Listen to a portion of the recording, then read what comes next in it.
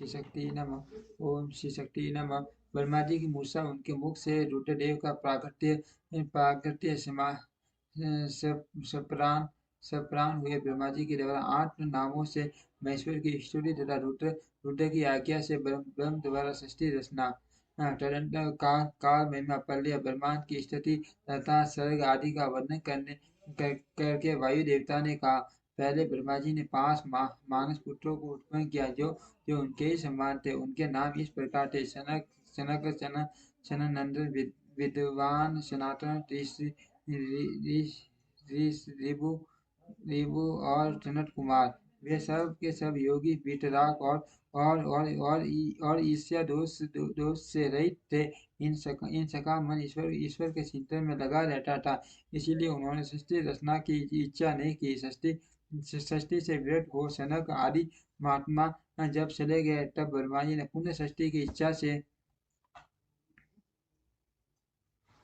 उनसे बड़ी भारी तपस्या की। इस प्रकार एक काल तक तपस्या करने पर भी जब कोई काम न बना, तब उनके मन में दुख हुआ। उसे दुख से क्रोध प्रकट हुआ। क्रोध से आविष्ट होने पर ब्रह्मा जी के दोनों नेत्रों से आंसू आंसू की बूंदें गिरने लगी। उन उन अश्रु बिंदुओं से भूत प्रेत उत्पन्न हुए हुए हुए अश्रुओं से उत्पन्न हुए। जब उन सब भूतों प्रेतों को देखकर ब्रह्मा जी ने अपनी निंदा की। उस समय क्रोध और मोह के कारण उन्हें तीव्र मूर्छा आ गई। क्रोध से आविष्ट हुए प्रजापति ने मूर्छित होने पर अपने प्राण त्याग दिए। तब प्राणों के स्वामी भगवान नीललोहित रुद्र अनुपम कृपा प्रसाद प्रकट करने के लिए ब्रह्मा जी के मुख से वहां प्रकट हुए। उन जगदीश्वर प्रभु ने अपने को 11 रूपों में प्रकट किया।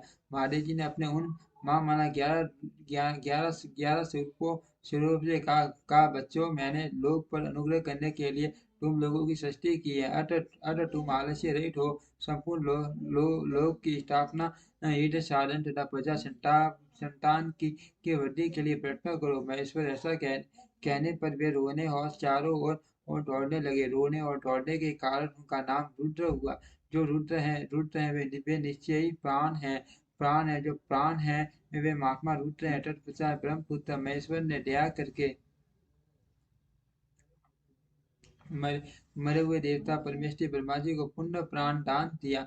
ब्रह्मा जी के शरीर में प्राणों के लौट आने पर रुद्रदेव का मुख प्रसन्नता से खिल उठा। उन विश्वनाथ ने ब्रह्मा जी से ये उत्तम बात कही, उत्तम व्रत का पालन करने वाले जगत गुरु महाभाग, विधि से डरो मत।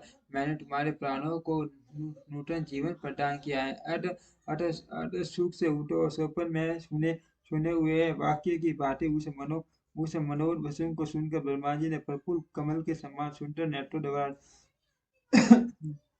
धीरे से भगवान हर की ओर देखा। उनके प्राण पहले की तरह लौट आए थे। अतः ब्रह्मा जी ने दोनों हाथ जोड़ स्नेह युक्त गंभीर वाणी द्वारा उनसे कहा, प्रभु, आप दर्शन मात्र से मेरे मन को आनंद प्रदान कर रहे हैं। तो बताइए, आप कौन है जो संपूर्ण जगत के रूप में स्थित है? क्या वे ही भगवान आप 11 रूपों में प्रकट हुए हैं? उनकी यह बात सुनकर देवताओं के स्वामी महेश्वर अपने परम सुखदायक कर कमलों द्वारा ब्रह्मा जी को स्पर्श करते हुए बोले, देव, तुम्हें ज्ञात होना चाहिए कि परमात्मा हो और इस समय तुम्हारा पुत्र होकर प्रकट हुआ हो। जो जो 11 रुद्र हैं तुम्हारी शिक्षा के लिए आए हैं। अब तुम मेरे अनुग्रह से इस तीव्र तीव्र मूर्छा को त्याग कर जाग उठो और पूर्ववत प्रजा की सृष्टि करो। भगवान शिव के ऐसा कहने पर ब्रह्मा जी के मन में बड़ी बड़ी प्रसन्नता हुई। उन विश्वात्मा ने 8 नामों द्वारा परमेश्वर शिव का स्तवन किया।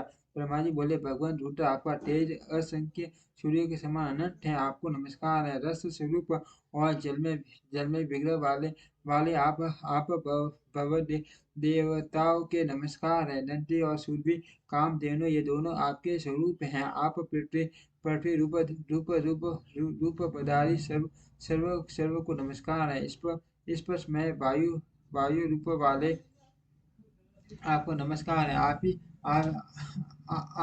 ही वह मूलधारी ईश हैं, आपको नमस्कार है। अत्यंत तेजस्वी अग्नि रूप आप पशुपति को नमस्कार है। शब्द तंत्र माता से युक्त आकाश रूपधारी आप भीमदेव को नमस्कार है। उग्र रूप वाले यजमान मान मूर्ति आपको नमस्कार है। मुख सोम रूप आप अमृत मूर्ति महादेव जी को नमस्कार है। इस प्रकार आठ आठ मूर्ति और आठ नाम वाले आप भगवान शिव को मेरा नमस्कार है। इस प्रकार विश्वनाथ महादेव जी की स्तुति करके लोक पितामह ब्रह्मा ने प्रणाम पूर्वक उनसे प्रार्थना की, भूत भविष्य और वर्तमान के स्वामी मेरे पुत्र भगवान महेश्वर काम नाशन आप सृष्टि के लिए मेरे शरीर से उत्पन्न हुए हैं, इसीलिए जगत प्रभु इस महान कार्य में संलग्न हुए मुझ ब्रह्मा की आप सर्वत्र सहायता करें और स्वयं भी प्रजा की सृष्टि करें। ब्रह्मा जी इस प्रकार प्रार्थना करने पर कल्याणकारी त्रिपुर नाशक रुद्रदेव ने बहुत अच्छा कहकर उनकी बात मान ली। तदंतर प्रसन्न हुए महादेव जी का अभिनंदन करके सृष्टि के लिए उनकी आज्ञा पाकर भगवान ब्रह्मा ने प्रजाओं की सृष्टि आरंभ की। उन्होंने अपने मन से ही मरीषि भृगु और अंगिरा पुलस्त्य पुला कर्तुदक्ष अनि और वशिष्ठ की सृष्टि की। ये सब ब्रह्मा जी के पुत्र गए हैं। धर्म संकल्प और रुद्र के साथ इनकी संख्या 12 होती है। ये सब पुराने ग्रस्त हैं। देवगणों सहित इनके इनके 12 देवीय वंश कहे गए हैं, जो प्रजा का क्रियावान तथा महर्षियों अलंकृत तट पश्चात जल पर स्थित हुए ब्रह्मा जी ने देवताओं, असुरों, पितरों और मनुष्यों का विचार किया। ब्रह्मा जी ने सृष्टि के लिए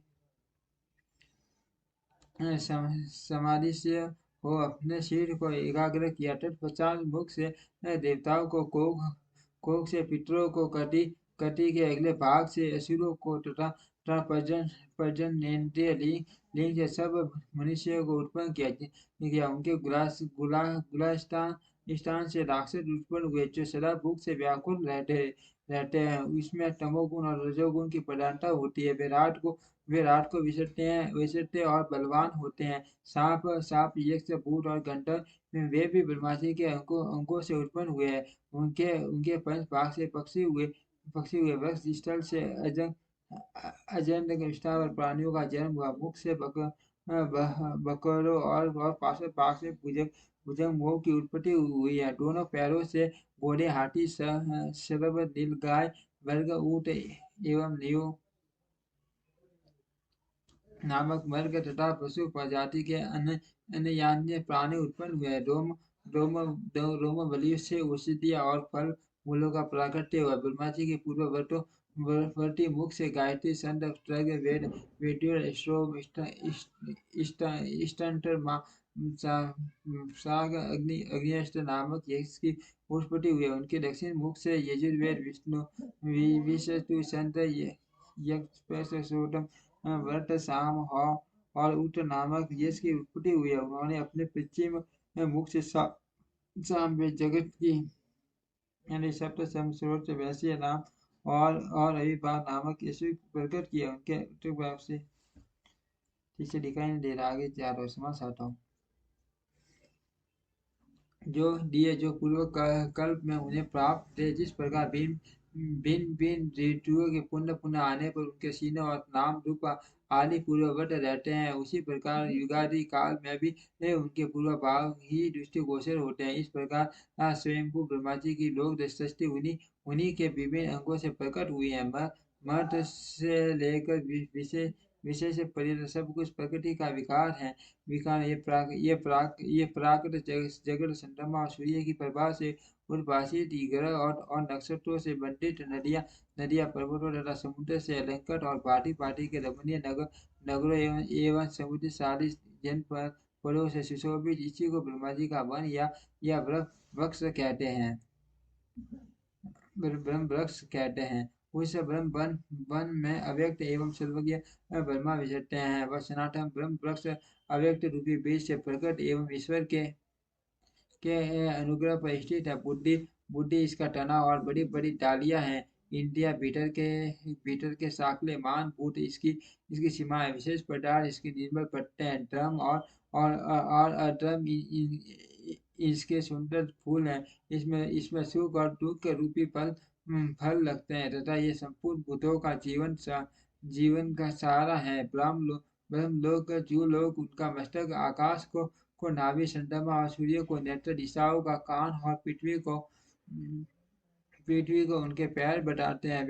वे अचिंत्य स्वरूप महेश्वरी सब भूतों के निर्माता है। उनके मुख से ब्राह्मण ब्राह्मण प्रकट हुए हैं। वक्ष स्थल स्थल के ऊपरी भाग से सत्यों की उत्पत्ति हुई है। दोनों जांघों से वैसी और पैरों से शुद्ध उत्पन्न हुए हैं। इस प्रकार उनके अंगों से ही संपूर्ण वर्णों का प्रादुर्भाव हुआ है। ओम श्री शक्ति नमः। ओम श्री शक्ति नमः।